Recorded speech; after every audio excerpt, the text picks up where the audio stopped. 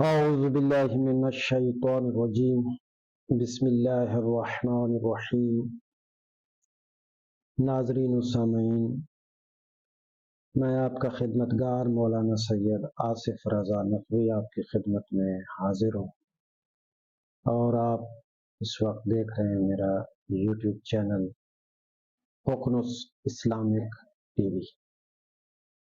گزشتہ کئی روز سے میں بندہ فقیر حضرت فاطمہ زہرا سلام اللہ علیہا کے مختلف پہلوؤں، یعنی ان کی زندگی کے مختلف پہلوؤں پہ مختصر اور جامع ویڈیوز آپ حضرات کی خدمت میں پیش کرنے کی سعادت چاہ رہا ہوں، اور اسی ضمن میں آج کی جو ویڈیو ہے وہ ہے حضرت فاطمہ زہرا سلام اللہ علیہا اور باہم گزاری زوجہ و خامد، یعنی بحیثیت زوجہ آپ نے اپنے خامد کے ساتھ کیسا سلوک فرمایا۔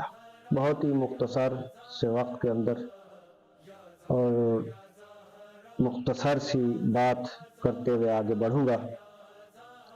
اس مقام پہ سب سے پہلے میں جناب حضرت امام موسیٰ کاظم علیہ السلام جو کہ 7ویں امام ہیں، ان کا ایک فرمان آپ حضرات کی خدمت میں پیش کر رہا ہوں، پوری توجہ سے سماعت فرمائیے گا۔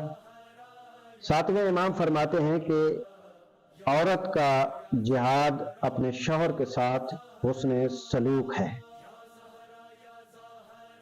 یعنی وہ ہمیشہ اپنے شوہر کے ساتھ حسن سلوک کرے، بد زبانی نہ کرے، بد گمانی نہ کرے۔ یاد رکھیں کہ یہ جو بد زبانی ہے، یہ جو بد گمانی ہے، یہ جو بد اخلاقی ہے، یہ ایسے افعال ہیں کہ انسان اگر عروج کی بلندیوں پر پہنچ جائے اور ان افعال میں مبتلا ہو جائے تو انسان کا وہ عروج زوال میں بدل جاتا ہے۔ اگر زیادہ آپ خوش رہنا چاہتے ہیں، زیادہ بہتر رہنا چاہتے ہیں، اچھا رہنا چاہتے ہیں، تو اپنے اخلاق حسنہ کو مضبوط رکھیں اور دوسروں کے ساتھ ہمیشہ پیار و محبت سے پیش آئیں، اپنی اخلاقی حالت کو بہتر سے بہتر بنائیں، تو انشاءاللہ آپ اس دنیا میں بہترین زندگی گزارنے کے قابل ہوں گے اور اس دنیا میں بھی اس کا اجر پائیں گے۔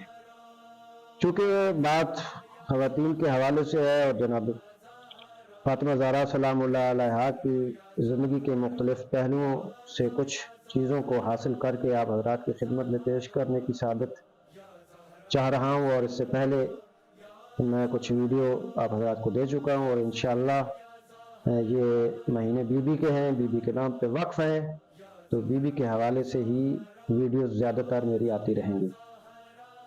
یعنی عورت کا جہاد کیا ہے کہ وہ اپنے شوہر کے ساتھ حسن سلوک کرے اور اچھا سلوک کرے۔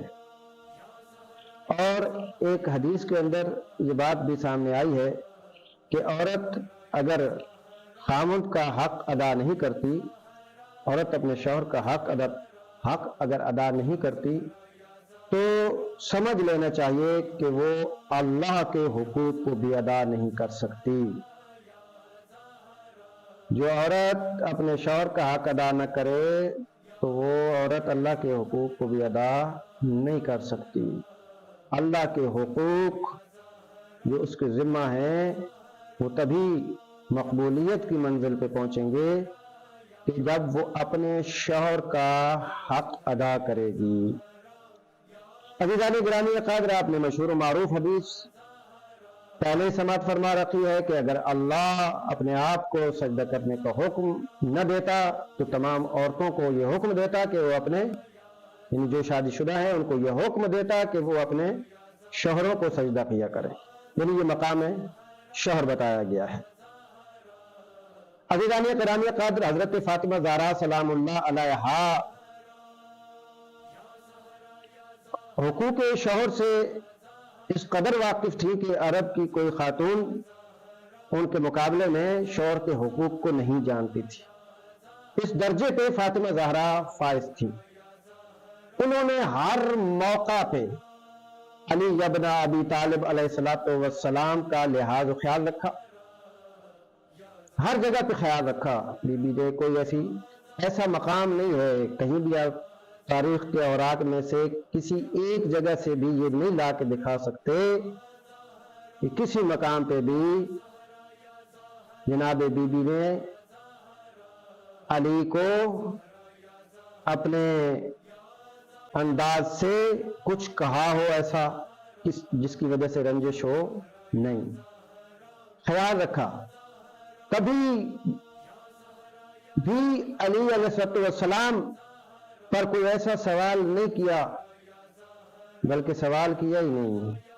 دختر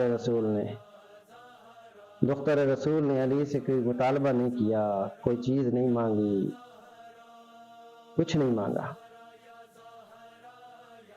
آپ بیمار ہو گئی، علیل ہو گئی، میرے مرشد علی فرماتے ہیں زہرا کچھ کھانے کو جی چاہ رہا ہے؟ نہیں یا علی، بالکل بھی نہیں، دل نہیں چاہ رہا. یا نہیں زہرا کچھ کہو. یا میرے بابا نے مجھ سے کہا تھا کہ کوئی ایسی چیز سوال نہ کرنا کہ علی اس کو پورا نہ کر سکے. نہیں زہرا. اس وقت بی بی نے انار کی فرمائش کی. تاریخ گواہ ہے کہ بی بی کی جتنی زندگی علی کے ساتھ گزری ہے اس میں کسی قسم کی رنجش نہیں. کبھی علی کو شکایت نہیں کی، شکوہ نہیں کیا، تانا نہیں مارا، تانا و تشنیع نہیں کیا، کبھی علی سے لڑائی نہیں کی، کچھ بھی نہیں. بہت اچھا بہترین وقت گزارا ہے دختر رسول نے علی کے ساتھ. اور اسی طرح دونوں نے مل کر باہم ایک بہترین زندگی گزار کر قیامت تک آنے والے جوڑوں کے لیے نمونہ عمل بنا دیا. مشعل راہ ہے ان کی آپس کی زندگی جو میاں بیوی کی حیثیت سے گزری ہے. اس لیے چونکہ شاید خواتین یہ سمجھیں کہ ہمارے اوپر ساری ویڈیو تیار ہوئی ہے، تو ایسا ہرگز نہیں. چونکہ ایام فاطمیہ ہیں، یہ عنوانات جاری ہیں. انشاءاللہ آگے بہت ساری میری ویڈیوز اس پہ بھی آئیں گی کہ مرد کا کیا کام ہے، کہ وہ کس طرح سے اپنی بیوی کے ساتھ رہن سہن رکھے، کس طرح حسن اخلاق رکھے، حسن سلوک کرے.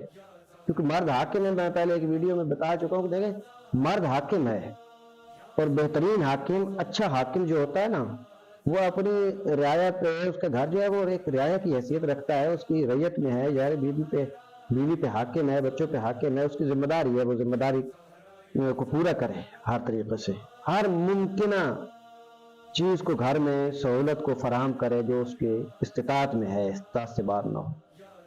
جتنی وہ کوشش کر سکتا ہے مگر حلال کوشش کرے، حرام کوشش نہ کرے. اولاد کو حرام کھلا دیا تو اولاد کے گوشت پوشت ہڈیاں اگر اس حرام سے بن گئی تو پھر ان کے کام بھی حرامی والے ہوں گے، حلالی والے نہیں ہوں گے. انشاءاللہ آگے چل کے کچھ ایسی ویڈیوز بھی پیش کی جائیں گی. لیکن اس وقت چونکہ فاطمہ زہرا کا علی کے ساتھ اس انداز میں رہنا تھا، وہ آپ حضرات کی خدمت میں پیش کیا، خواتین حضرات کی خدمت میں پیش کیا. میری مائیں بہنیں جہاں کہیں سن رہی ہیں وہ بہت ساری باتوں کو اگنور کیا کریں، چشم پوشی کیا کریں. بس یہ ہے نا کہ بس اپنے اللہ کو راضی کر رہی ہوں، اپنی بیوی کو راضی، سیدہ کو راضی کر رہی ہوں. سیدہ کے لیے اپنی